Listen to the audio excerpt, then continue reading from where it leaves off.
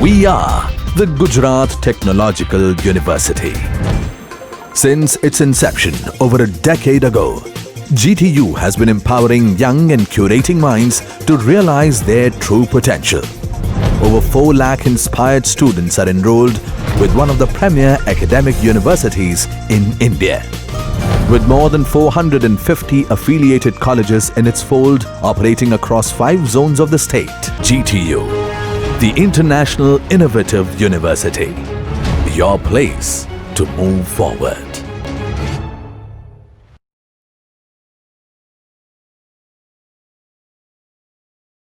Hello everyone, today's topic is dynamic memory allocation. But first, we will understand what memory allocation is. Memory allocation simply means allocating memory to variables. There are 2 ways to allocate memory. First is static allocation and second is dynamic allocation. Now, static allocation we use in arrays, as we know that we have to specify the size of array first and only then we can use it, and this size cannot be changed during the execution of the program, hence it is called as static allocation. But problem was, when I do not know the exact size of data, I cannot initialize the size, and what I had to do is assume the size. So either it is wasting of memory or it will cause us data loss. To solve this problem, we have dynamic memory allocation, in which we can dynamically allocate the memory. Dynamic memory allocation simply will allocate the memory at runtime. Okay, so contents we will be seeing is dynamic memory allocation, C malloc, C calloc, C free and C realloc. Now first, dynamic memory allocation. In C, dynamic memory is allocated from the heap. Heap means group of randomly stored data using some standard library functions. 2 key dynamic memory functions in dynamic memory allocations are malloc and free. Malloc is memory allocation and second is free. Okay, the malloc function takes a single parameter in which the size of the requested memory area in the bytes. It returns pointer to allocate the memory. As we know that we have memories and it have addresses, so we cannot use arrays but we have to use pointer so that it can address to a address. Okay, so if the allocation fails, it returns null, as if I give some initial address or initial pointer and it does not exist, it will return us null. The prototype for the standard library function is like void star malloc and size t comma size. Okay, now as we are using pointers, I have to use star symbol. Void represents the return type. I can also use some data types if I have to particularly use some data and allocate a particular type of data only, so I will be replacing void with that data type. Okay, and size t comma size. Okay, now functions are, first was malloc, second was calloc, third was free and fourth is realloc. Now malloc function will do allocate requested size of bytes and return the pointers. Calloc will allocate space for array elements initialized to 0 and then it will return to the memory. And then it is free, as the name suggests, we have allocated memory and we have to deallocate it. We will be using free function.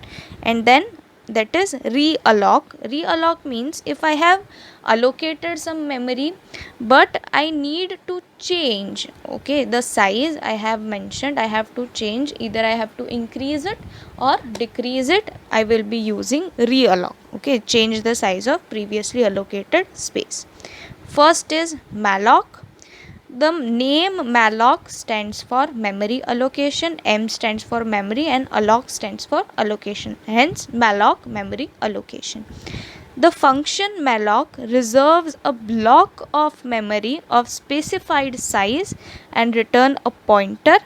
of type void, which can be casted into pointer of any form. Okay, we are writing void because it will consume the size of whatever the size or whatever the data type I will be giving. Okay, now here I have to concentrate on the word block of memory. Okay, it will allocate a single block of memory to it.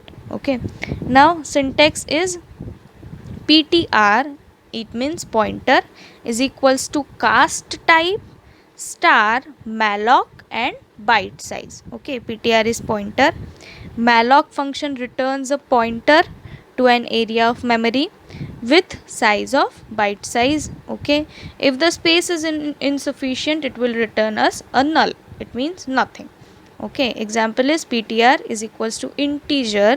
Here I have not written void, I have to cast size of integer, so I am writing integer. It is a pointer, hence I have written star, then malloc the keyword, and 100 into size of integer. So we all know that size of is a function which returns us size of particular data type. So this function will return size of integer, it means size of integer is 2 bytes. Okay, so 2 into 100, it means 200 bytes. Okay, and then it will allocate to ptr, okay, of integer sizes. Okay, now again, if it is integer, it can be differ from 200 to 400. Okay, it can be 2 bytes, also it can be 4 bytes according to different languages as well. So in C it will be 200 bytes. This statement will allocate either 200 or 400 according to the size of integer, 2 or 4 bytes respectively. Okay, next is calloc. It means continuous allocation.